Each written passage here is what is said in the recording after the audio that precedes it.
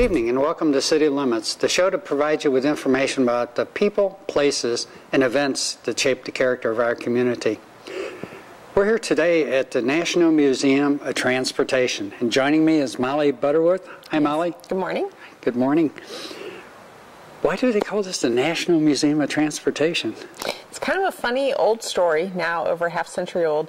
The founders of the museum, which was founded in 1944, liked their original name, which was Museum of Transport. However, a few years after this museum was founded, the National Railroad Museum up in Green Bay, Wisconsin was founded, and some of the founders of this museum were railroad men.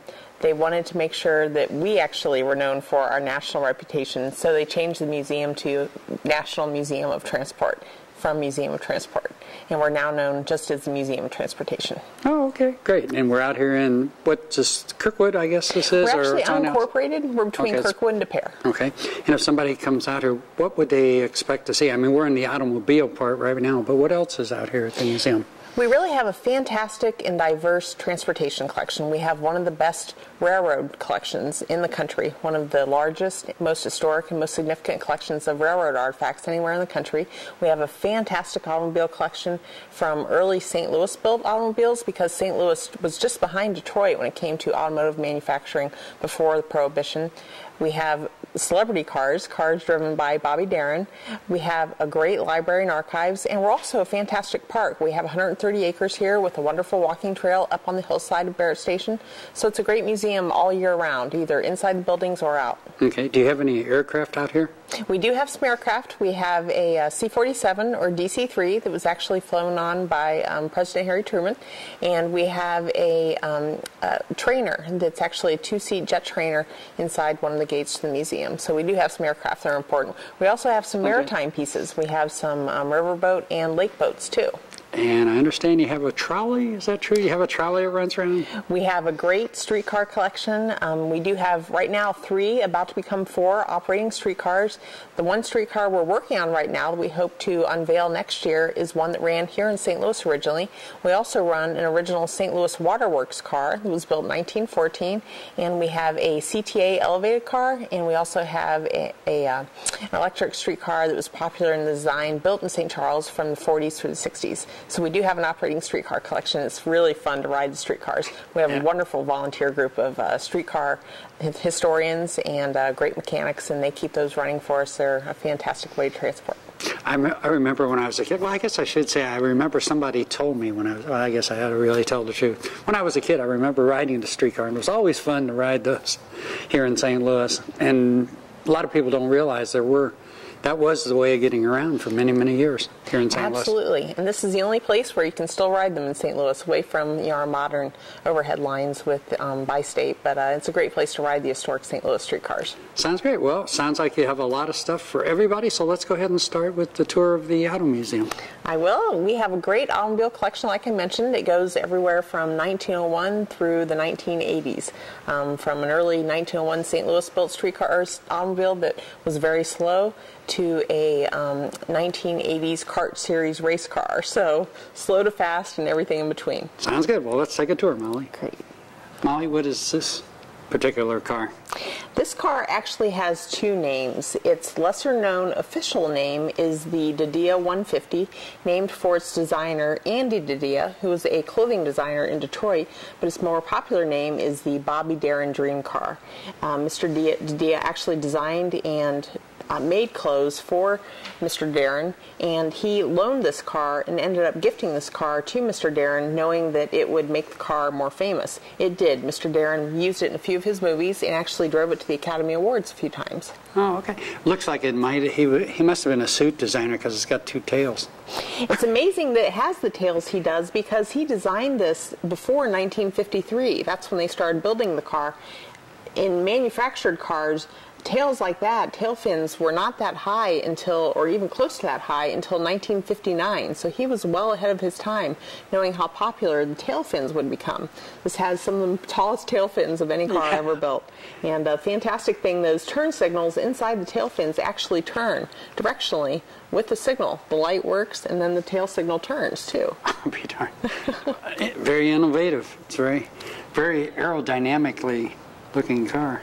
It is, and it was all hand-built. He used some glass, the steering wheel, and the seats from other cars, pre-built cars, but everything else was built by hand. It's an all-aluminum body. He had the frame totally built from the ground up. Everything was literally built in his garage in Detroit by hand. Very good. Okay, let's move on to the next car. Okay, Molly, what is this car?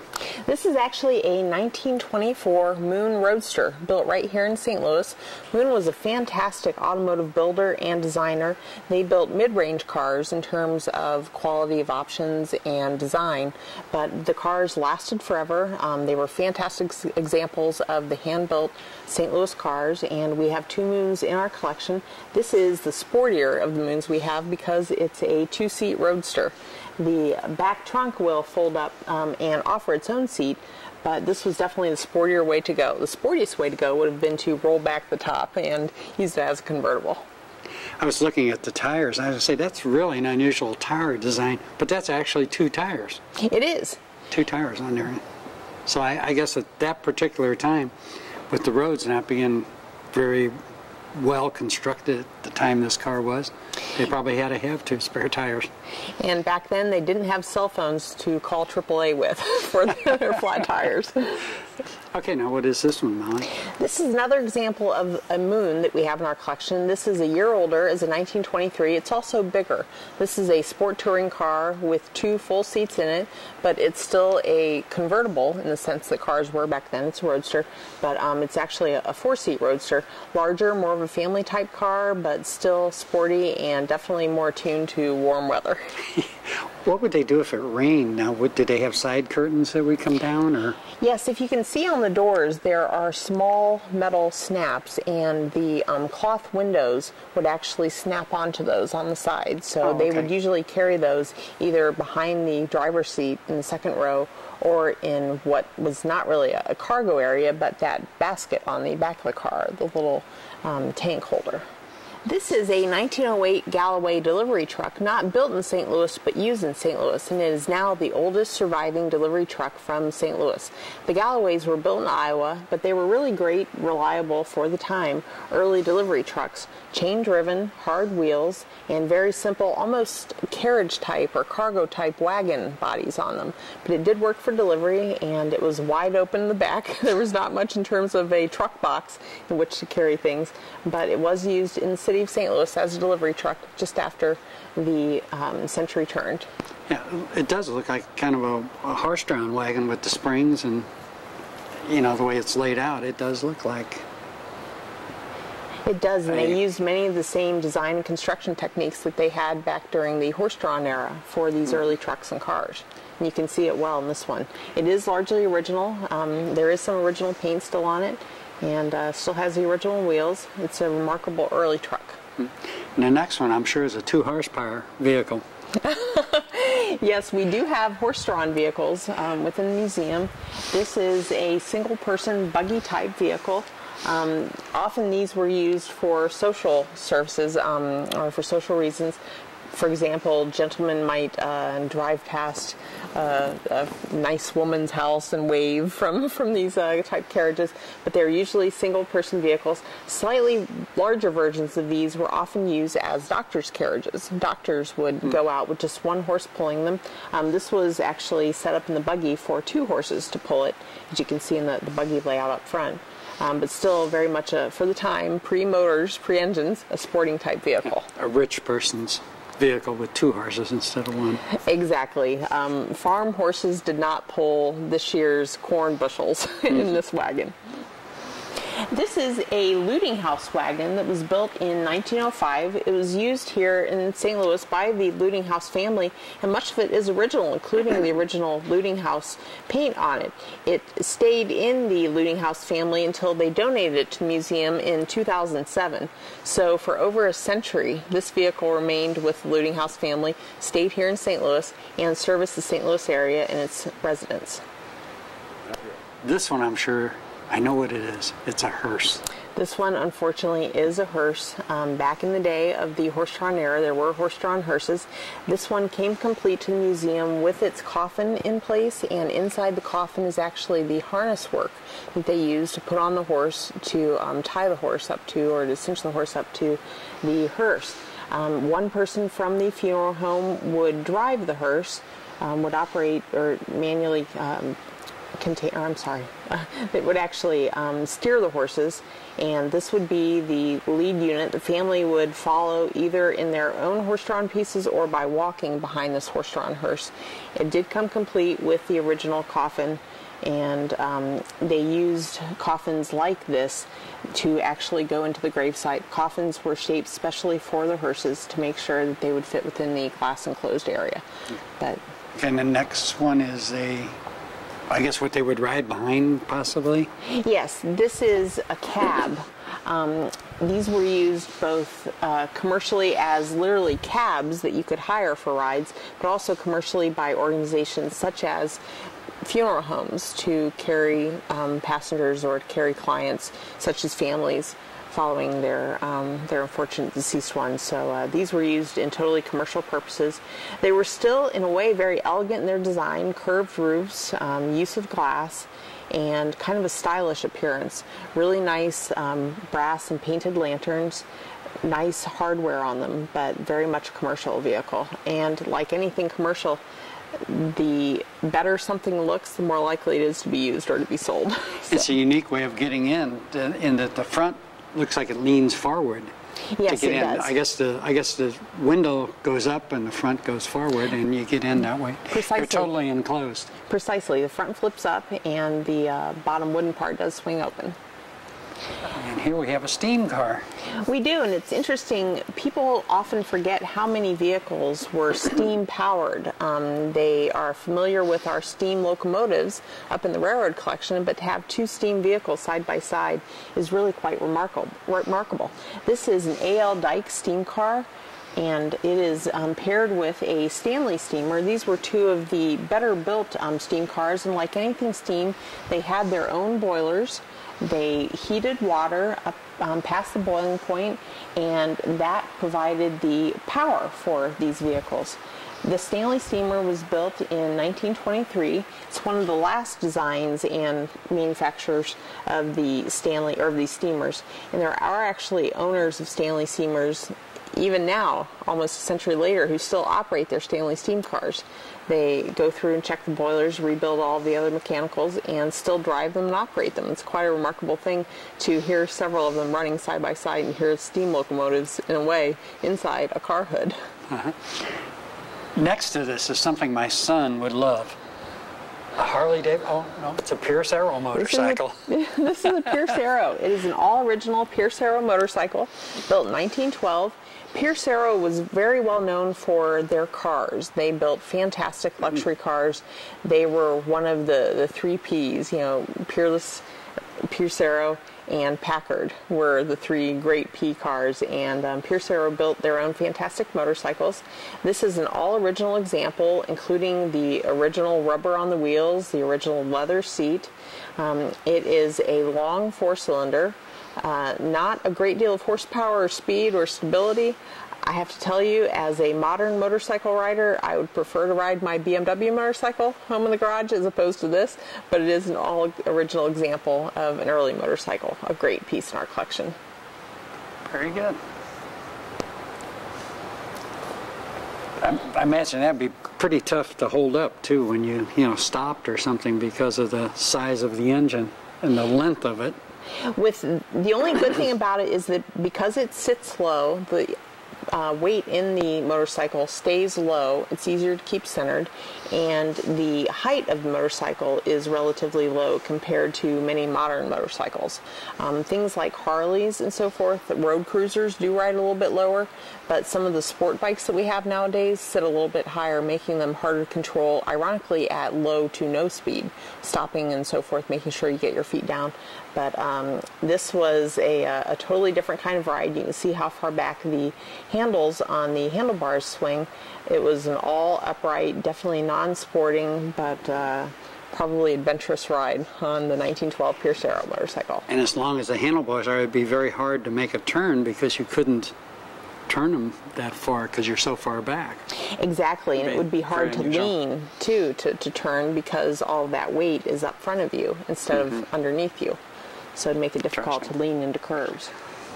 One of the most important automobile manufacturers in the history of the United States has been Ford. Henry Ford was so instrumental in defining not only our automotive heritage, but also the manufacture of automobiles with his assembly lines and so forth.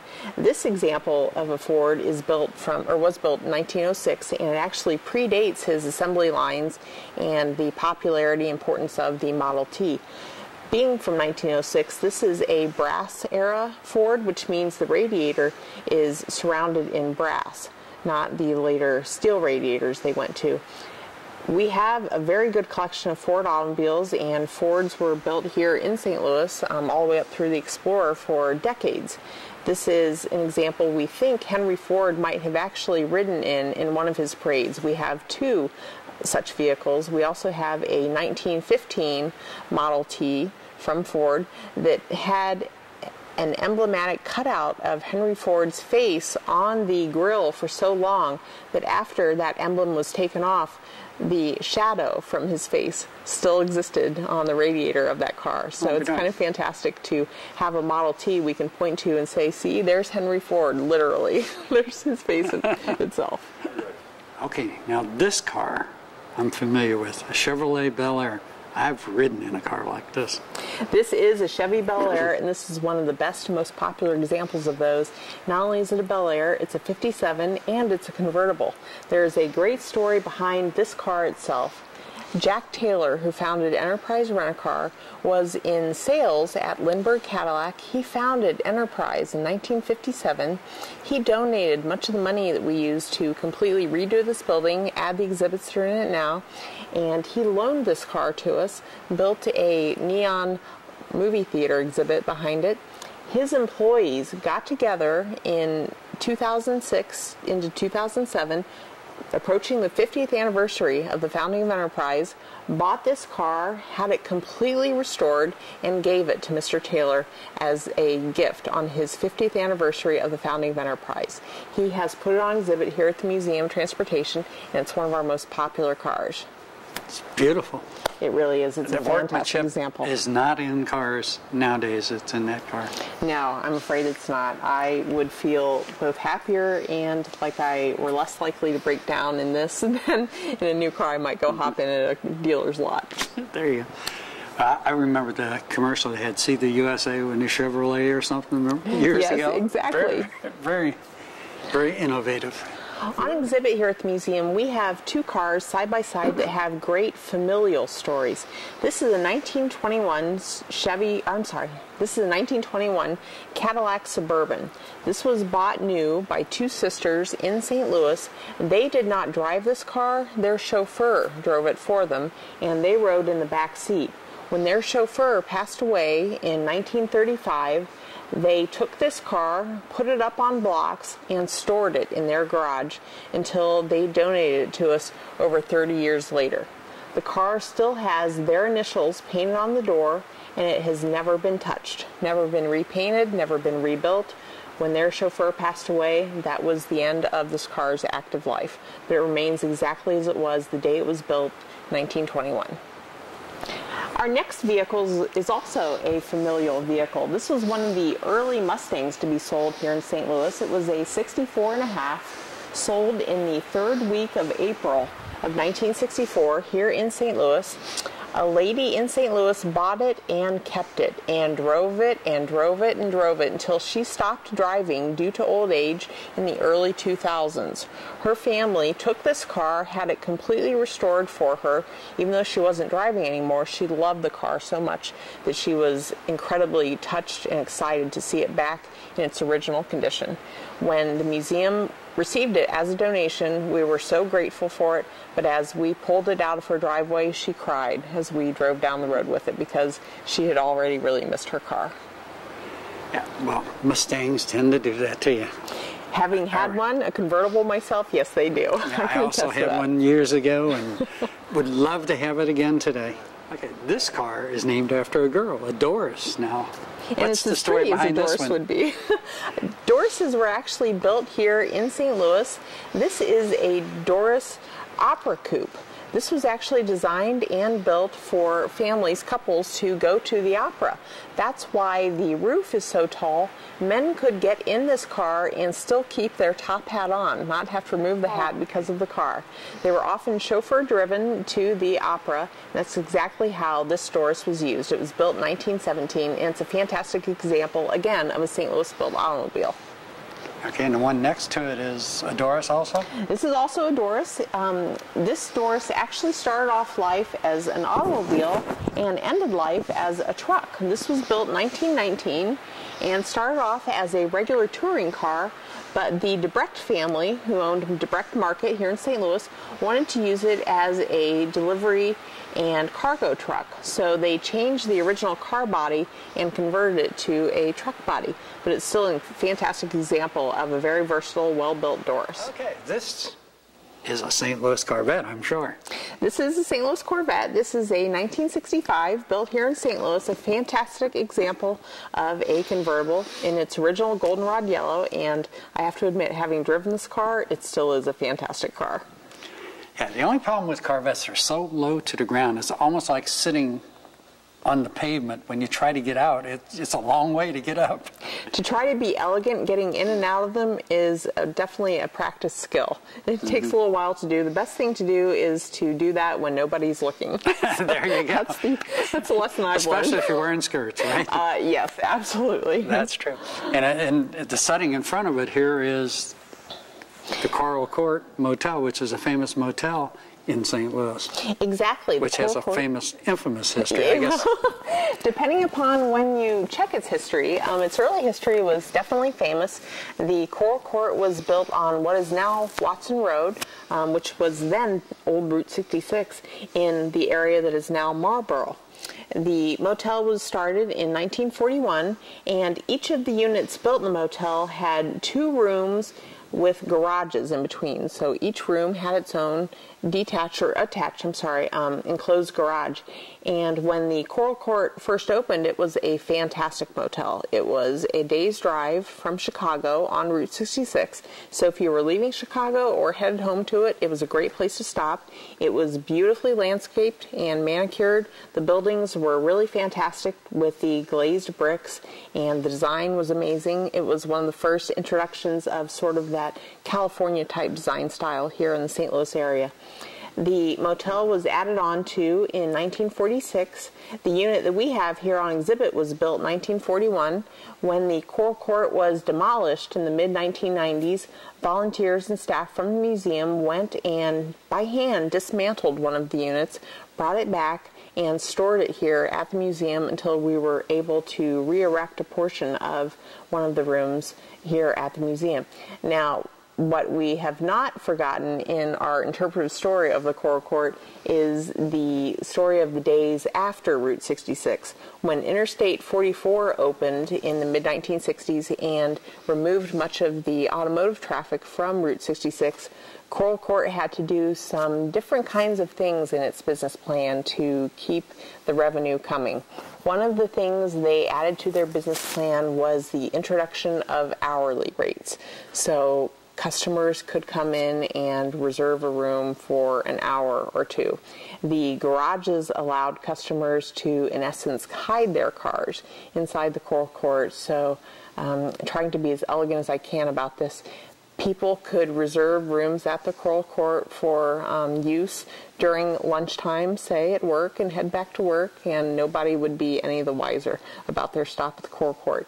That was the last kind of chapter of the Coral Court history, and that's one of the reasons it was known the way it was before it was dismantled in the mid-1990s.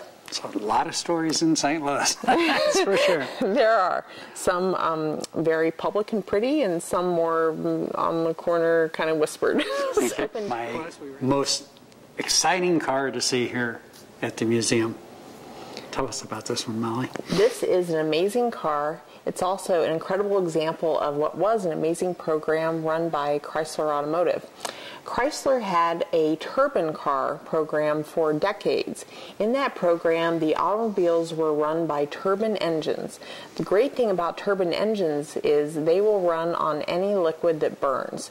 So you can pour kerosene, alcohol, perfume, any kind of liquid that has a flammability to it, has some sort of alcohol in it, will run these automobiles. So they were very environmentally friendly and very adventurous, considering this car was built in 1963. To have been thinking about gas consumption all those decades ago is really quite an amazing thing. This generation of the Chrysler turbine cars had bodies actually built by Ghia in Italy. Ghia built 55 of these bodies for the 63 turbine cars. 5 of those bodies, when they were headed here to the United States, sank with the Andrea Doria. So the 1963 turbine program only had 50 participating cars instead of 55. The 50 that made the cross-seas transportation went to the Chrysler plant, and Chrysler added the engines and the rest of the drivetrains to the cars, completed the interiors, and then they loaned these cars to families and individuals who had signed up to survey, drive, and report back on these cars. So families would get these cars for a couple of weeks, use them in everyday use, report back to Chrysler what they were like to live with every day, and then Chrysler at the end of each of the programs would actually dismantle and destroy the cars that had participated in that particular generation of the program. At the end of the 1963 generation of the program, Chrysler destroyed all but 9 of the 50 cars. Chrysler kept 3 of them and sent 6 to museums, one of which came to the Museum of Transportation. The 6 they sent to museums either had the engines removed or dismantled in some way, large holes bored through them or something. Ours had a large hole put in the engine so it would not run again. What Chrysler had forgotten in 1966 was they donated one of these cars to us in 1964. In 1966, they donated 2 of the engines to us. The engines sat in storage for decades. The car went on exhibit. A Chrysler employee who worked at the old plant in Fenton started volunteering at the museum in the 1980s, discovered the 2 engines that were still in storage, rebuilt one of them, and actually reassembled this car and got it running again. This is now the only operational Chrysler turbine car on public exhibit. It has traveled 2 shows and won shows all over the country. I can tell you, having driven this, it idles at 20,000 RPM. The turbine engine doesn't really make it any faster, but it does make the exhaust a lot hotter. I would not stand behind this car wearing shorts for any length of time. Do not recommend it. I've watched this car burn stripes in grass. So. Well, it would. You pull up behind it, you lose your paint job. Exactly. Fortunately, this car kept its paint job, but it caused its followers to lose theirs. Right. So. Okay, as we wrap up here, a lot of people don't realize that this is part of the St. Louis County Park System. It is. We are a unit of the St. Louis County Department of Parks and Recreation. Parks came into the museum in 1979, ran it for a few years, and then officially took over ownership of the museum in 1984. We have a fantastic partnership between the St. Louis County Department of Parks and Recreation and the original founding organization of the museum, which is now known as the Transport Museum Association. It's a great partnership. We work on preservation, education, and enjoyment for our visitors every day. As we wrap up, what are the hours here? The museum is open different times throughout the year because of the weather, and with the railroad collection being partially outside, we have to consider that. During the spring and summer and early fall, from Memorial Day to Labor Day, we are open 7 days a week. During the week, we're open on Monday through Friday from 9 to 4, and on Sundays from 11 to 4. In the wintertime, we close on Mondays, but we're still open Tuesday through Saturday from 9 to 4, and on Sundays from 11 to 4. It's been a very exciting tour, and this is part of a multiple part series we're going to do on the museum here, because there's just so many things to see and enjoy. Thank you, Molly. I appreciated the tour. My pleasure. Thank you. Good evening.